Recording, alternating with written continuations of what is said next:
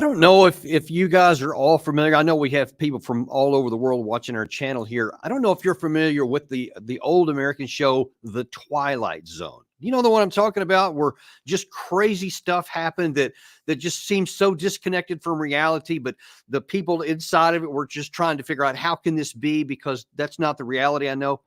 I feel like that I probably should have titled this episode that something like that, because we are in a place right now where it is hard to get my head around what's happening, the contrast between the ground truth reality that we live on here on this channel. We always talk about that everything pivots off of that.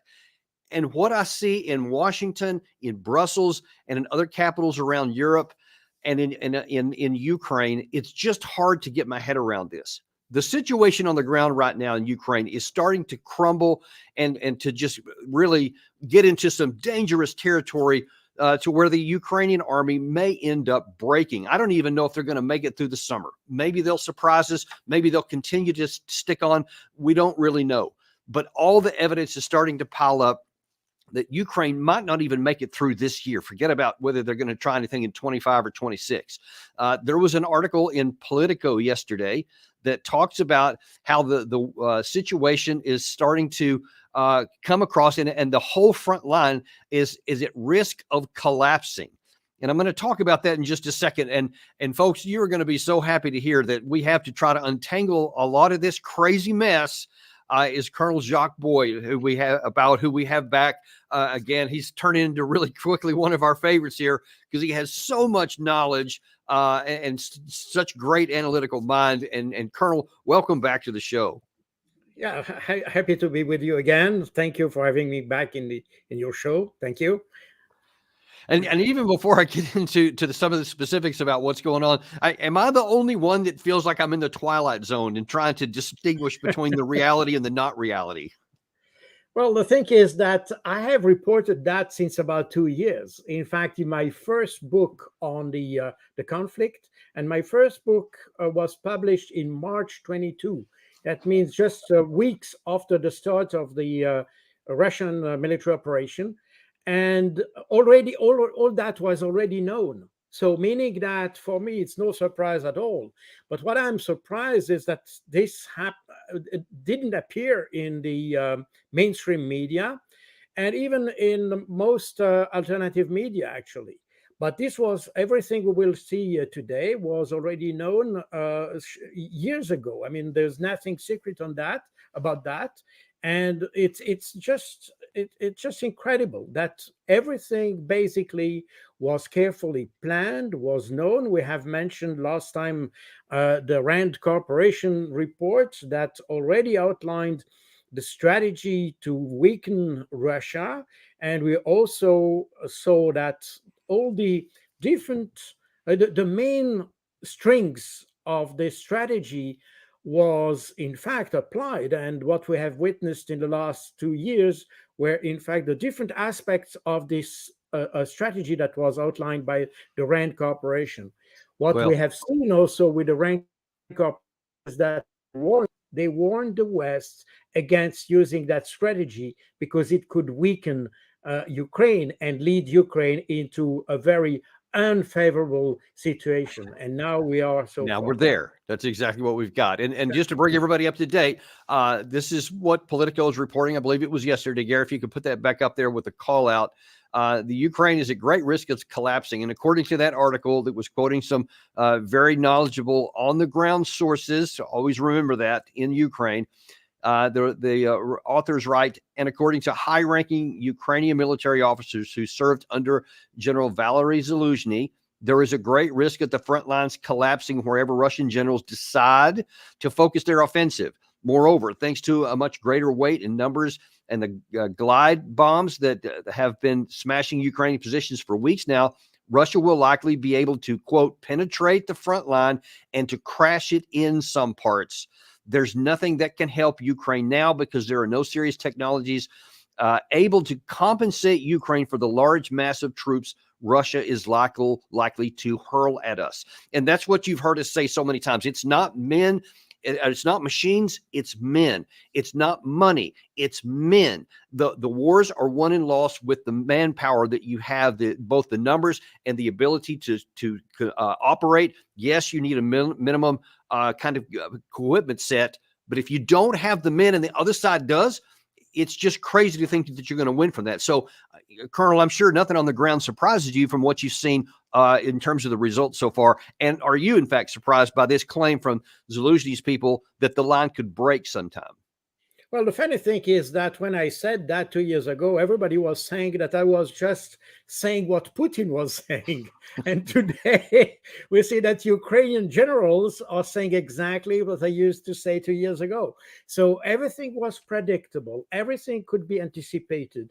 The one aspect that is also quite important in this conflict is the ability to coordinate and to make systems, weapon systems working together. And the Russians have a consistent approach to warfare that makes their army and their weapon system into one system.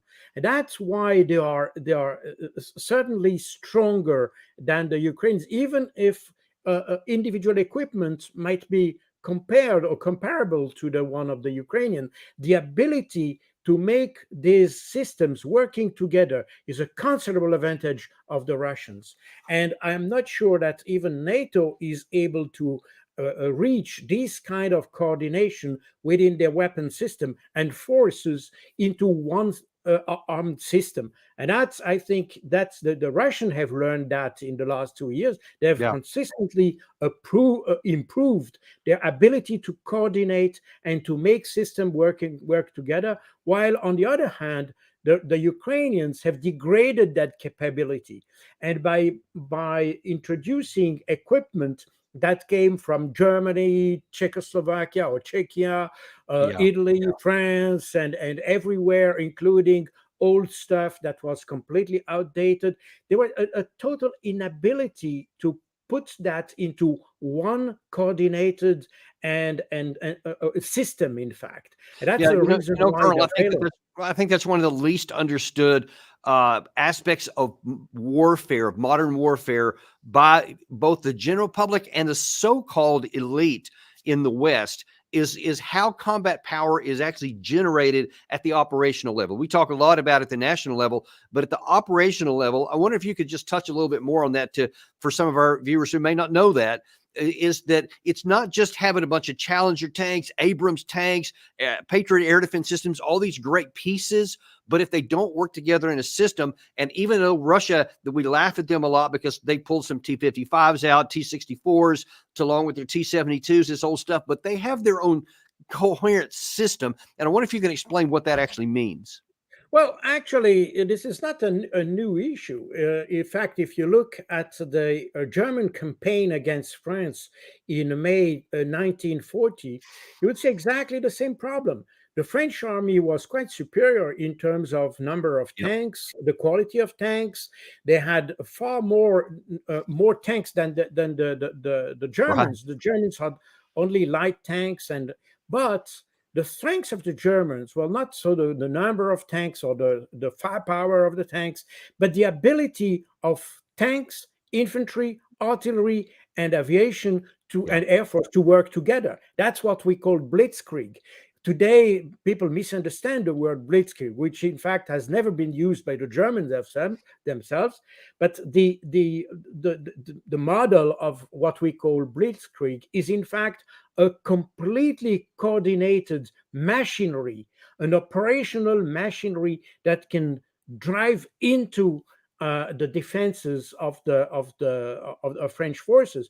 And that's why even with inferior forces in terms of firepower and even quantity, the Germans were superior in terms of maneuver, because maneuver and the ability to make all these elements, I say infantry, the Germans invented the Panzergrenadiere and the so-called these mechanized infantry, if you want.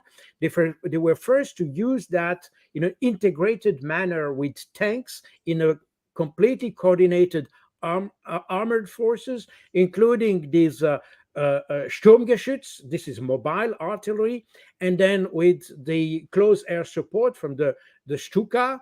And this allowed a formidable force that could maneuver very quickly, that could respond very quickly to operational requirements. And that was, in fact, that made the Germans superior to the French. And the Russians learned from that. And in fact, what we have seen in the last phase of Second World War was exactly that. The Russians managed to coordinate their forces into one coordinated system, while on the German side, on the defense side, they were no longer able to do that because the attacks of the Russians disrupted their defenses.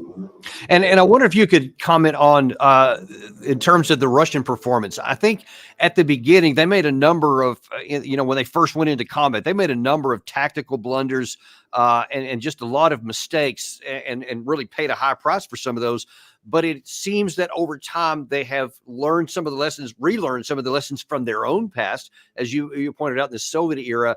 But how would you characterize their evolution and progress at the coordinated level from, say, the summer of 2022 until today? Are they better? Yes, well, they are better. Well, we have to understand the way the Russian army works.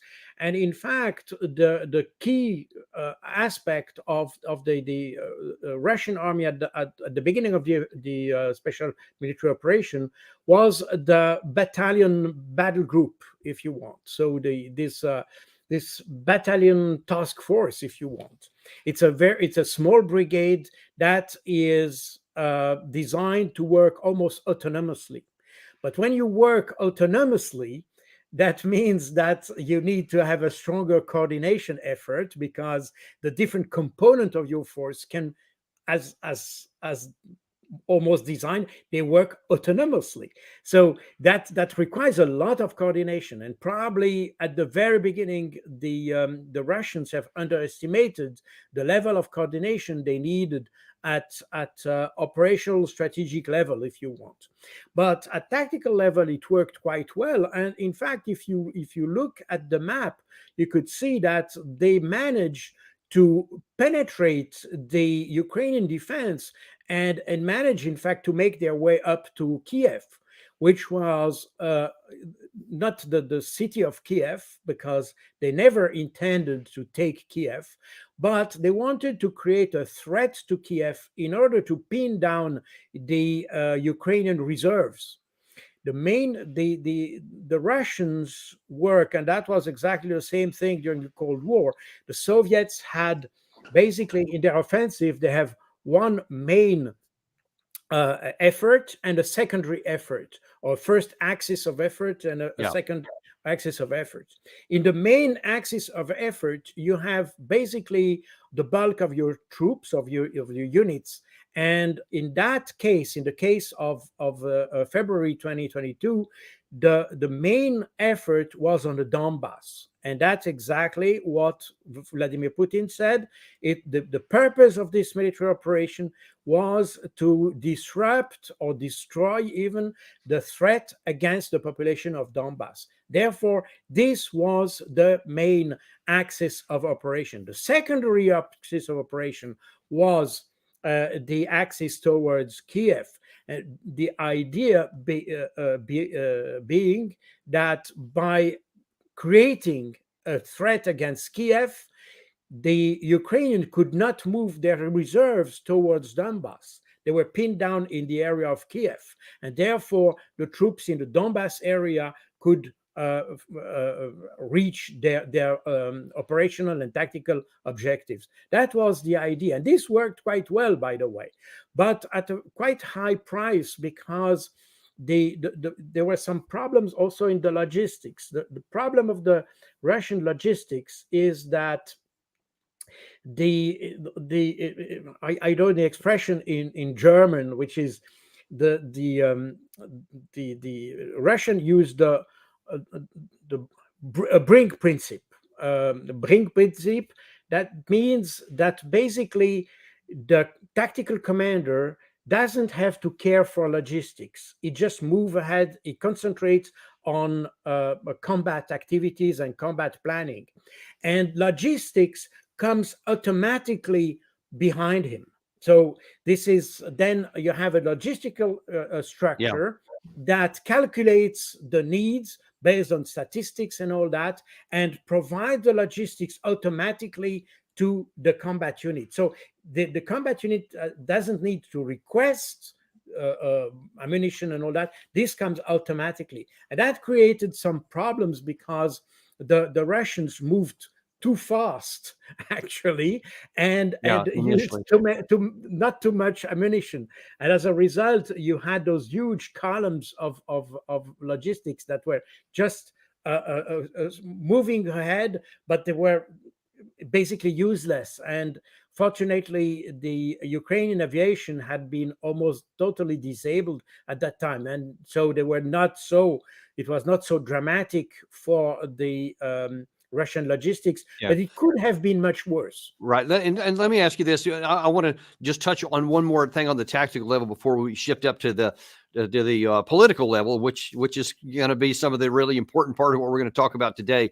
Right now, Russia is now, after more than 2 years, they seem to be poised and are maybe doing something similar that you described first, where they're having multiple axes of advance, but they've got one main effort. And so far, it seems like the Ukrainian side is not sure which is going to be the Russian main effort. There's some concern it's going to be in Kharkiv, but there's about 5 spots where they have low level of consistent, persistent offensive operations where they're creeping forward. Do you have any sense that that Ukraine is setting this? I'm sorry, that Russia is setting the stage again to make one of those operational a bigger push? And might that be what the Zaluzhnyi's people were concerned about, the line breaking? Yes, well, probably. We have to remember that I can show you this slide of General Surovikin. He used to be the commander of the forces, the Russian forces, from October 2022 up to May 2023. And that's how he described the strategy from October 2022.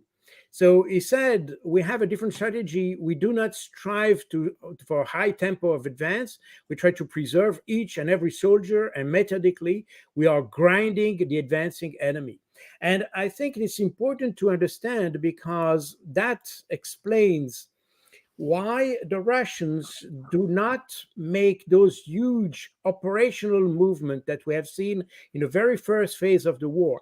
The main objective of the Russians since October 22 is just to destroy the Ukrainian potential army. Yeah. And that's exactly what the Western countries have not understood. So when we provide additional weapons, we push the Ukrainian to continue fighting against Russia. We are just pushing them into the grinding machine.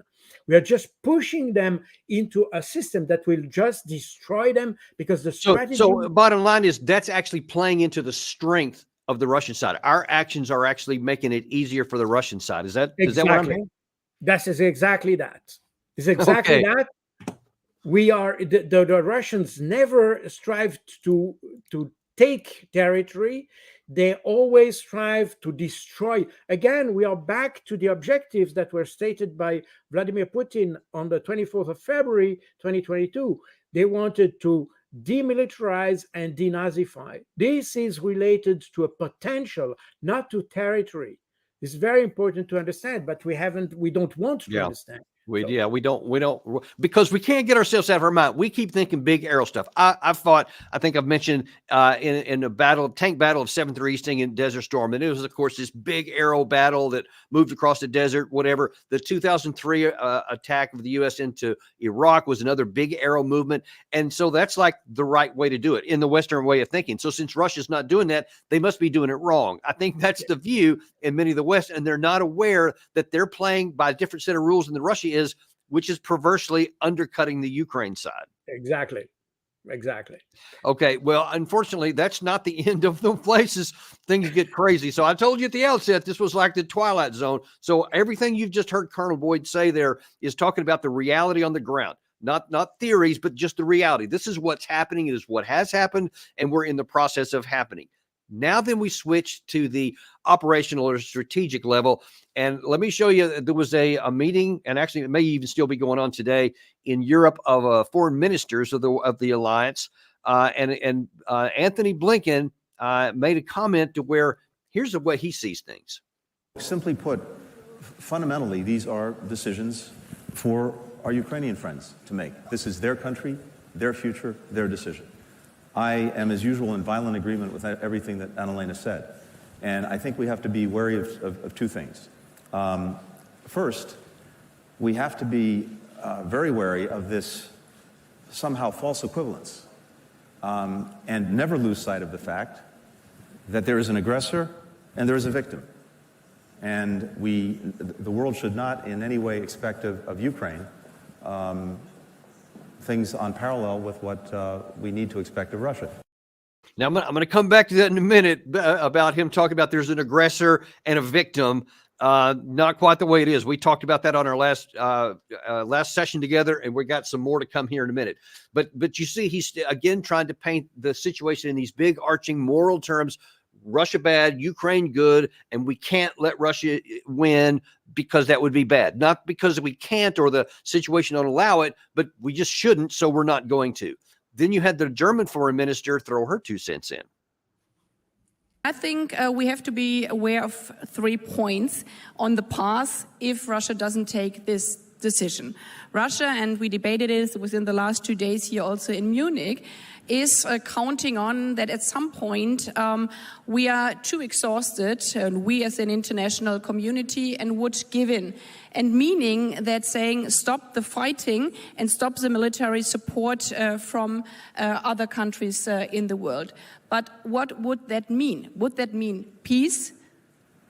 No, because part of Ukraine, which is now still under the control of Russian, would remain under the control of Russian. And those who are saying, just stop the hostilities right now, and this is automatically peace, this peace would mean that we would give those people of Ukraine towards Russia. And this would also mean that this is the end of the international order and the end of international law. So the world will come to an end. If Russia wins, everything will cease to exist. I don't know how, but just trust me, it will. It will be bad. And look, she's just wrong. No one says that if the fighting stops, it's automatically peace. That's a straw man. No one's making that argument. What we are making the argument is that all the reality you just pointed out on the ground is trending against Ukraine. In my view, the war is already lost. It's still being fought, but it's irrevocably turned in Russia's favor, and there's no path from which Ukraine can turn it. To ignore that and to keep on with these highfalutin things of saying we can't, all you're doing, and correct me if I'm wrong, Colonel, is you're tying yourself to an outcome that's worse than the one you have right now. If you don't like a negotiated settlement here, then the one you'll like on the other end of a Russian breakthrough has got to be worse. Yeah, no, you're absolutely right, and you know, there is a fundamental contradiction also in just these videos that we just saw. You have Blinken, and basically all the West says, well, if there is a decision to negotiate, that must be a Ukrainian decision. Okay, but as Ukraine tried to negotiate early 2022, in February 2022, then in March 2022, the West came in to tell them not to negotiate. So there is a fundamental contradiction. We say, well, that's up to the Russian to decide. But when they decide, we come and said, no, you don't have to decide. You have to fight. And in fact, we have pushed them into a war that they didn't want.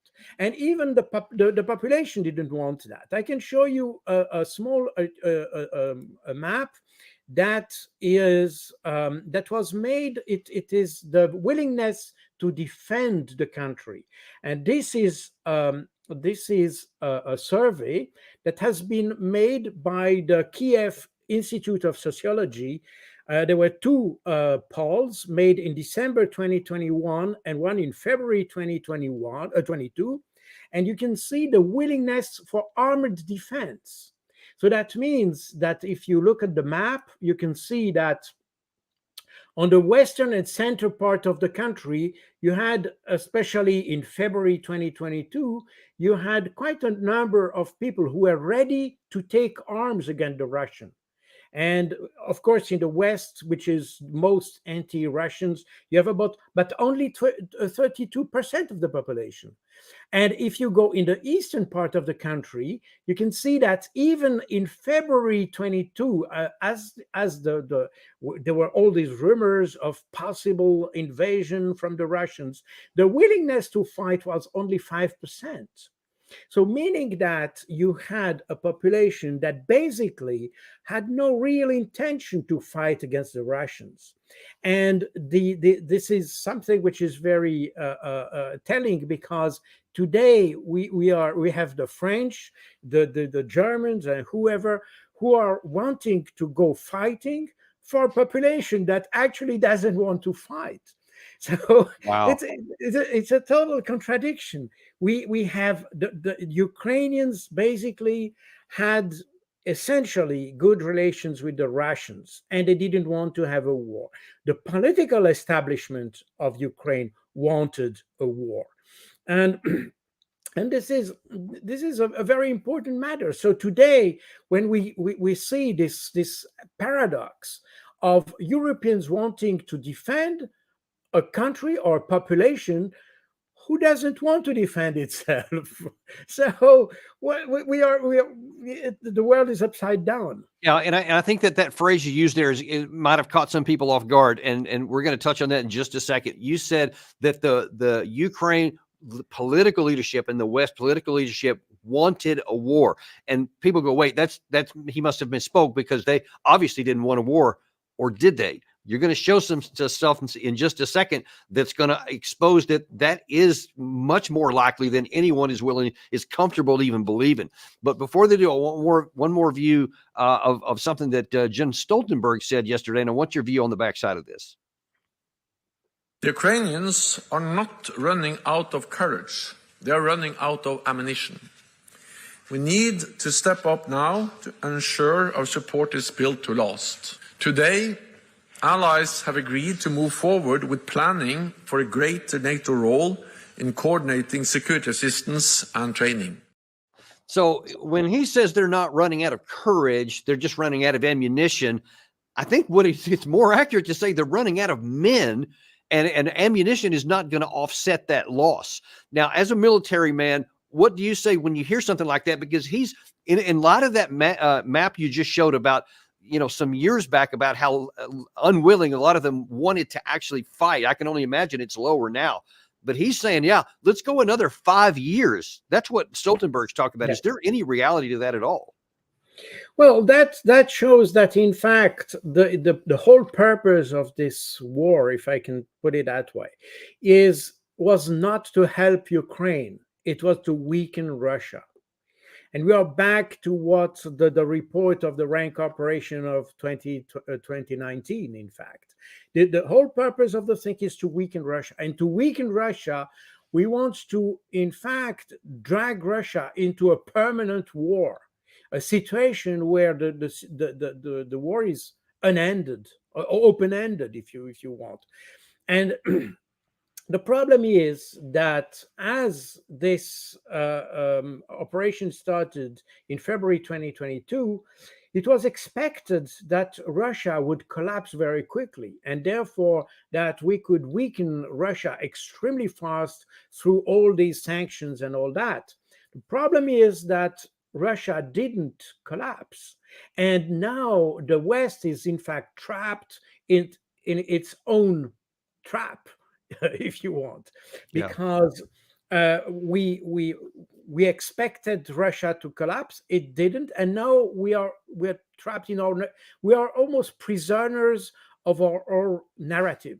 In fact, this is exactly that, because they can't back down. They've been talking that Putin is evil and all this, and he's coming west and all that kind of stuff. But if he's not, if he's not coming west and he doesn't have any interest to do so, and he just wants to negotiate a settlement, then we come out looking kind of dumb. Well, this is that, but this is, of course, the whole thing is Putin is the main target, because in fact, when we read or we analyze the narrative, the whole problem of the West is Vladimir Putin, because Vladimir Putin, in fact, didn't accept the situation in which Russia was pushed in 2000, from 2002, in fact, onwards. And the reaction of Vladimir Putin in 2007 in the Munich Security Conference, the famous speech he made, that triggered, in fact, this hate against Putin. Because before that, even the West accepted positively Putin in reality. But from 2007, as Putin rebelled himself against the policy of the West, then he became unacceptable. And it's ironic that, I mean, you say he rebelled. He just basically, in my estimation, just said, "Hey, we're an independent actor here. We have a role as well." It's not like he repudiated anything. He was actually quite, I guess, polite in that company, but yet that is exactly how it was received, because no one wanted him to be independent. They wanted him to be compliant, and he wasn't willing to do. And I think you're right. I think that set the stage for a lot of this, because we've just changed our view and would not view him as an independent, equal actor. Exactly. I think you're absolutely right. In fact, he just wanted to have Russia in its rights, in its rights as a nation, in its right as a power. At the end of the day, even if it's no longer a big economic power, or at least at the time, it was still a superpower, because it has nuclear weapons. It is still a political power. By the way, we still see that even if the West tried to isolate Russia since about 2 years, this was this idea of isolating politically Russia. We see that the weight of Russia in the world is growing, in fact. And the political credit of Russia across the world, especially in the southern hemisphere, is enormous. So in fact, the West has isolated itself while maintaining the influence of Russia, and Russia, since 2 years, its economic situation has improved. Well, in fact, Russia has even more influence than it had 2 years ago, in reality. And I want to show you an interesting and almost depressing contradiction or contrast in the West. So I just showed you there foreign ministers, the Secretary of State, the General Secretary of NATO, the highest officials, in the alliance or so.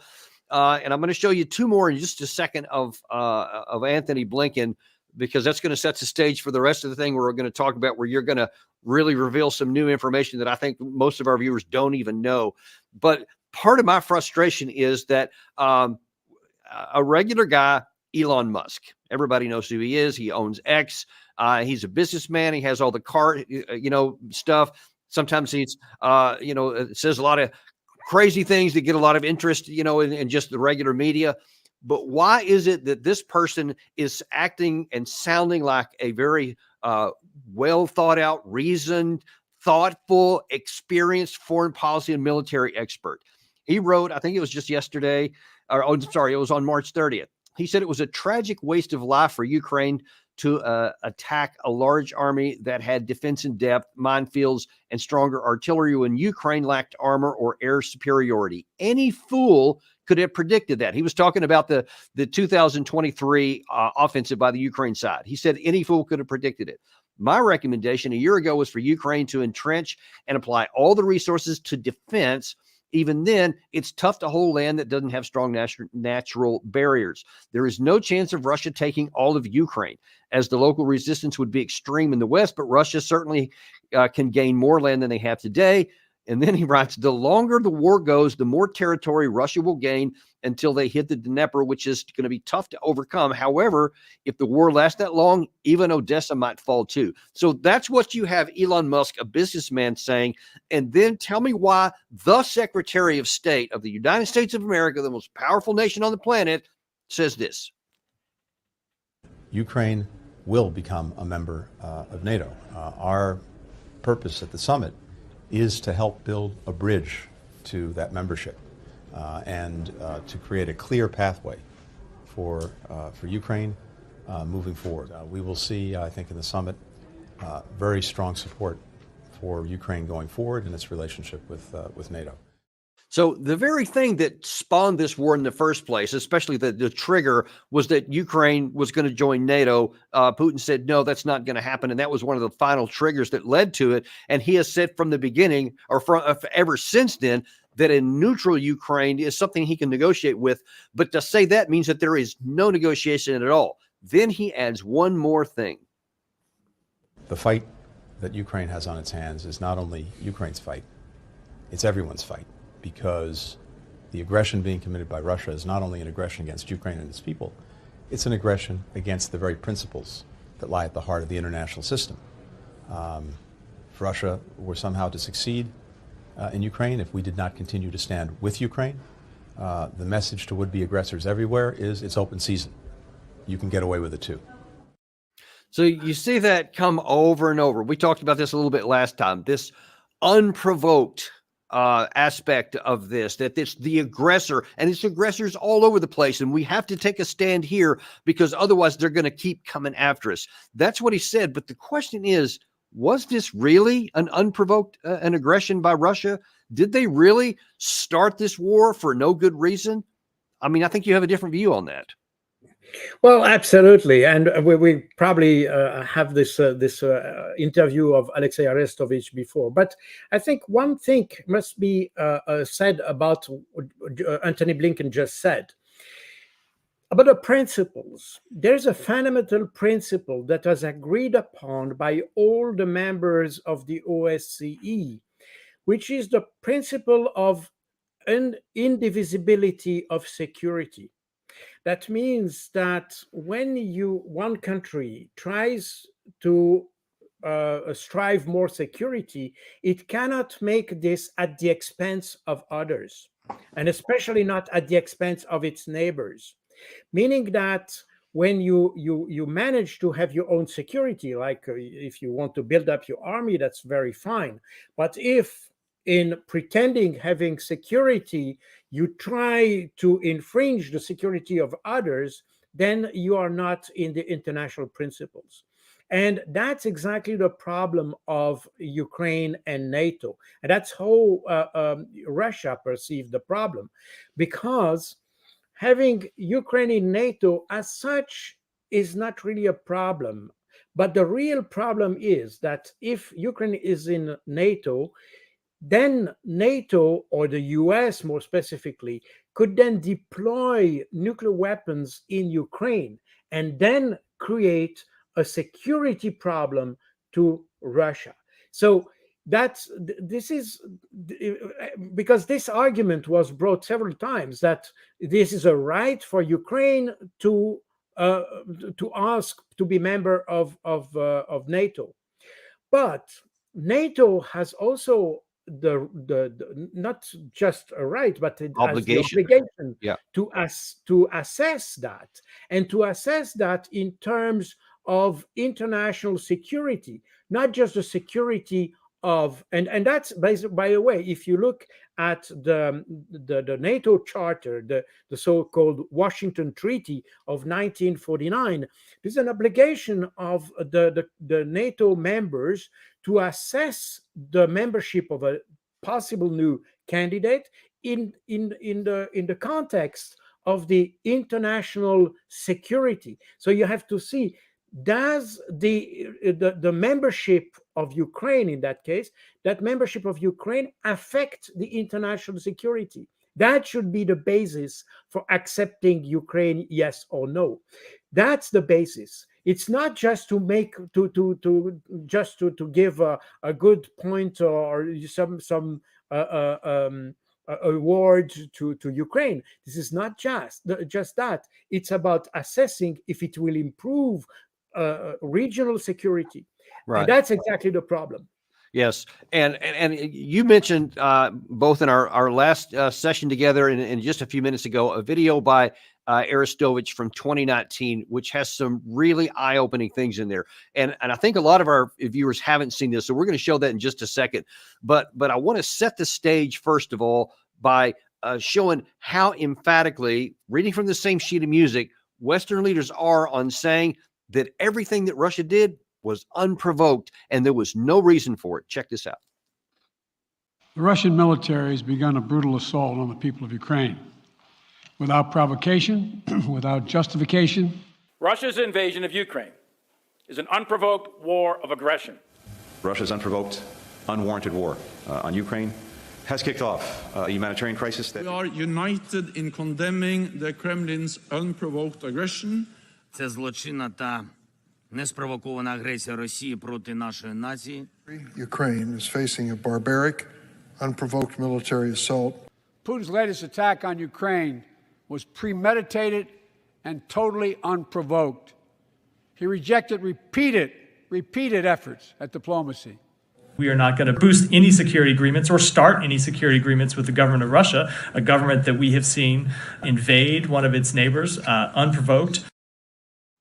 Now, back in 2019, so 3 years before this war started, there was an interview between Alexi Arestovich, who was one of the senior advisors to Zelensky, and he was asked, what are the possibilities of actually getting into NATO? And he says, well, there is a way, but it's got some high costs with it. Check this exchange out. С вероятностью 99,9% наша цена за вступление в НАТО – это большая война с Россией.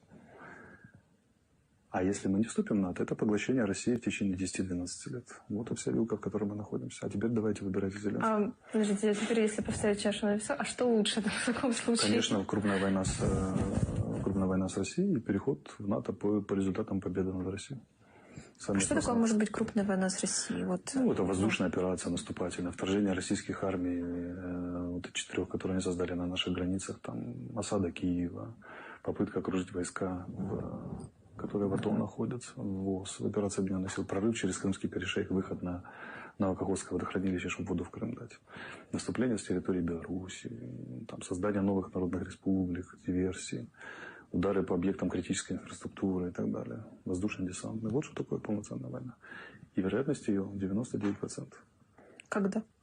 После 21-22 самые критические, 20-22 самые критические.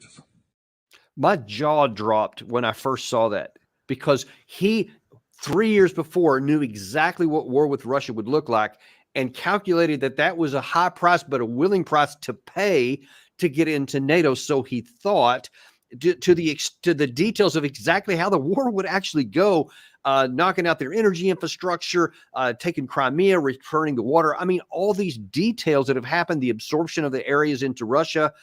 What do you make of this? Because this just seems extraordinary to me. Well, you have to also remember that this interview was made almost at the same time the Rand Corporation report was published. So meaning that there was definitely an idea to create a war with Russia. And why that?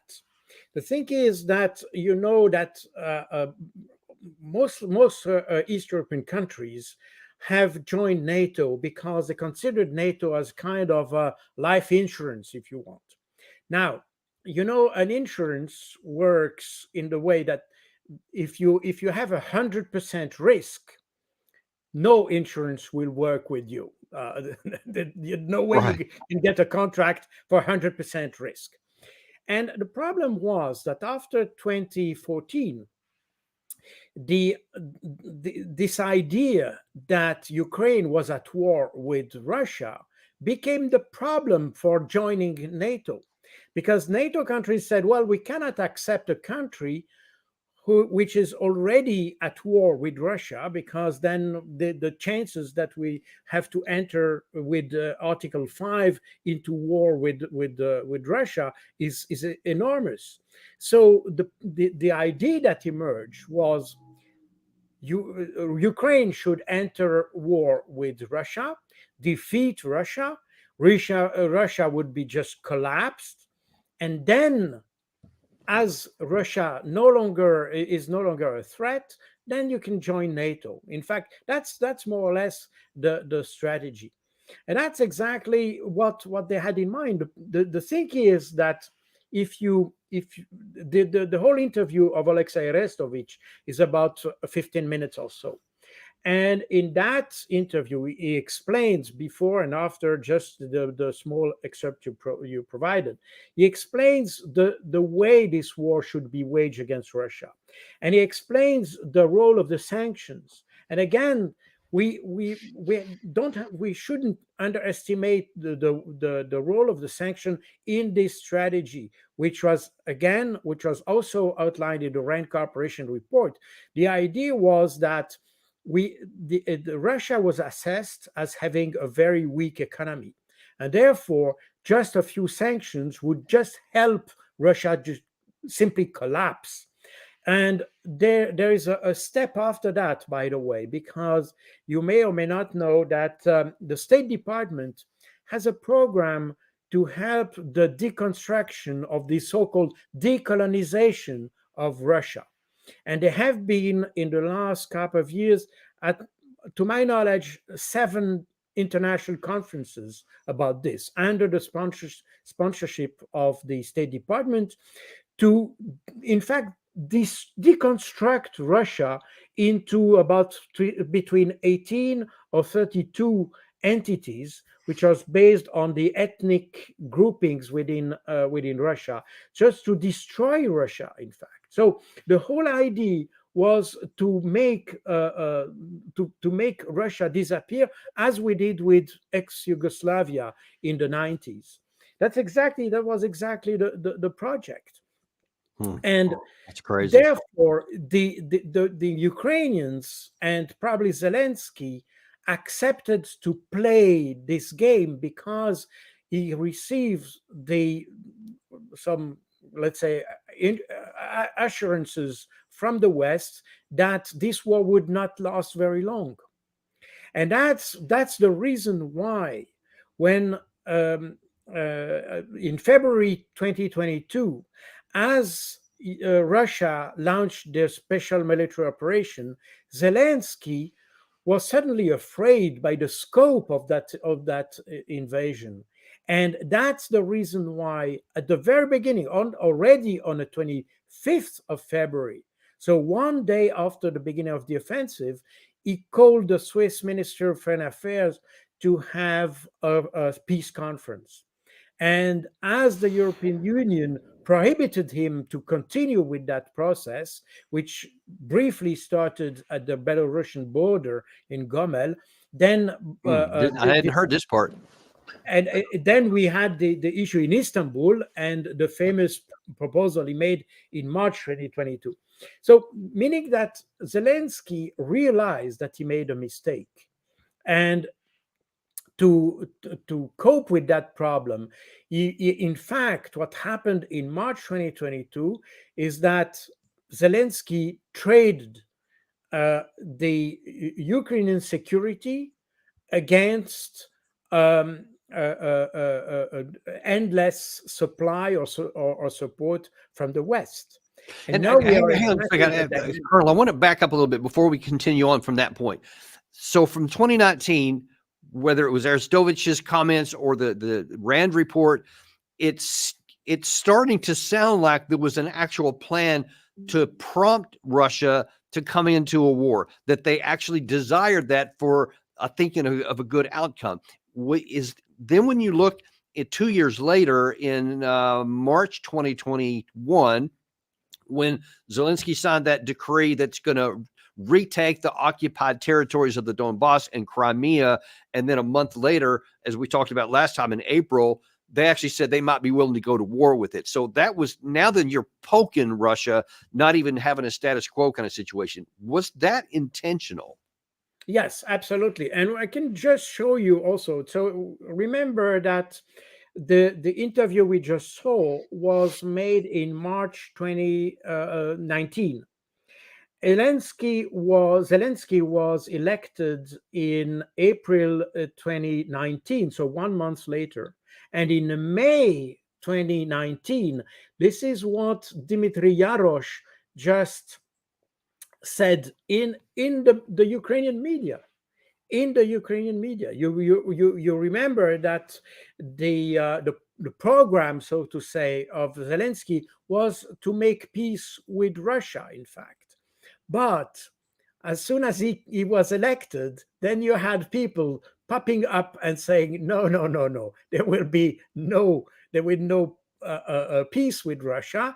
And that's exactly what Dimitri Yaros was at the time leader of the so-called Pravi sector, which is the extreme ultra-nationalist, right-wing, some say neo-Nazi party of Ukraine. Today, Dimitri Yaros leads a parallel army which is not subordinated to the Ministry of Defense, which is the Ukrainian Volunteer Army, which is completely separated army from the Ukrainian army, but fights along the Ukrainian army right now.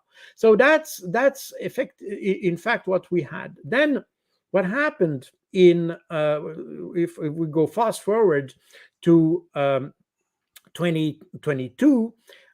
You had exactly what you mentioned before, this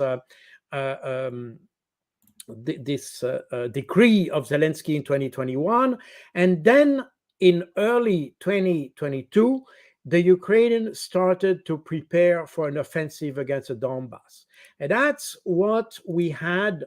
Oh, sorry. That's what we had, and these were the explosions recorded by the OSCE observers in between the 14th of February and the 22nd of February 2022. And here I counted. I went through the report to take all the explosion that happened within the Donbass, so not in the governmental controlled area, but in the rebel area. These are the figures that are specifically mentioned in the reports in the rebel area. And what you see here is that you had on the 16th of February, you have this dramatic increase. So 41 to 76 shelling per day. This was normal. But then you have almost a 6-time increase, a 5-time increase on the 16th of February. Now, you may remember that Joe Biden said that he knew that Russia would attack on the 16th of February. And he knew that because he knew that that was the beginning of the Ukrainian, Ukrainian how to say that, the Ukrainian offensive. And then you had, during all these days, you had an increase, and you can see from what happened in the on the days just before the start of the military operation. And that's what, if you read at the map, these were maps done by the OSCE, the observers, and you can see that I have, oh, sorry, I'm lost my presentation. Here it is. You can see that on the 22nd, you had all these explosions that happened in the rebel area. Here it's the maps are quite small, so you don't see that. But you can, if you reach out to the reports, this is open. You can download them. They are open. So this is what happened on those days, and we can see that it was definitely the start of an offensive. And that's so here's the question: was that because this, as you said, this is the time Biden said that he thinks Russia is poised to attack? Is this potentially a spoiling attack on the Ukrainian side to try and mess up any kind of an offensive they have, or if not, what was the purpose of this? What did they want to accomplish militarily? Well, I think they wanted to. In fact, what we saw in that period was exactly a kind of a replica of what happened in Georgia in 2008. You may remember that in the summit, the NATO summit in July 2008, Yeah. sorry, 2008, the NATO accepted the candidate Georgia and Ukraine as candidates for NATO. 1 month later, you had in Georgia the Georgian government starting to shell the minority in South Ossetia, and that prompted the intervention of Russia. And in what I think is that we have here a duplication of what happened in Georgia, but in Ukraine, this is exactly the same pattern. By the way, in Georgia, you had a report from the European Union confirming that the Georgian government was responsible to start the offensive against South Ossetia, and that Russia had to respond under the principle of the responsibility to protect, which is defined in the United Nations. And you had exactly the same pattern applying to Ukraine in February 2022. And that for that reason, in the Russian knew they were intervening they had to intervene, and for that reason, Vladimir Putin finally decided to agree on recognize or acknowledging, or yes, recognizing the independence of the two republics of Donbass, so that these two republics, the Donetsk and Lugansk, so that these two republics could be considered as independent and could make a request for military assistance. And that's exactly what happened. That was the purpose. So on the 21st of February, the two republics their independence were recognized by Russia. On the 22nd, on the 21st, sorry, the two republics could elaborate with their own parliaments a request for military assistance, and then on the 22nd this was ratified, and then on the 24th Russia could intervene in Ukraine. So that's exactly what happened. Yeah, and that's how the whole thing started. So all this stuff about unprovoked and premeditated, it just does not stand up to factual examination. Physically, what happened on the ground at any point, and that just shows the Twilight Zone nature of what we keep saying over and over. And it's embarrassing on one hand, but it's dangerous on another, because if you're basing your actions on a reality that doesn't even exist, in exclusion of the one that does exist, you have the problem, an issue for real problems coming up. And in the last few minutes we have here, Gary, if you could throw that last one up there from earlier today, the unheard headline. This was from Edward Ludwak, and I think it was just earlier today. And he is basically saying, you know what? It's time to send NATO troops into Ukraine. And he goes into there and ironically and talks a lot about the risks of nuclear war, but somehow thinks that that's actually a lower risk than some other things. And we've had Ben Hodges, we've shown him on here saying other things, that there's zero chance that Russia would ever resort to nuclear weapons. When you hear that kind of talk based on all of the things in the road that got us up to this point, where do you think this is going? Well, the thing is that I think the Russians are, I think, wiser than the Western or so-called Western elites.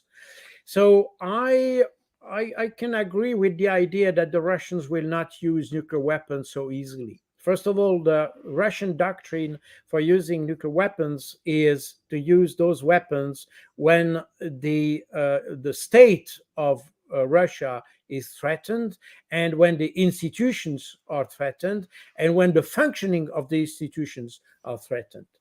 By the way, it's also important to say that the Russians don't make any distinction between tactical and strategic nuclear weapons. They consider that nuclear weapons are just nuclear weapons because regardless of their size or their yield, they will trigger a nuclear response, and therefore it is no point to make a distinction between conventional and operational and so on. So meaning that the Russians have developed other type of weapons, including hypersonic missiles and everything we see now operating in against Ukraine. They have all that in fact could replace the tactical nuclear weapons and could destroy very easily any NATO troop, because there is no defense against those. Even Patriot systems are basically powerless against those hypersonic missiles.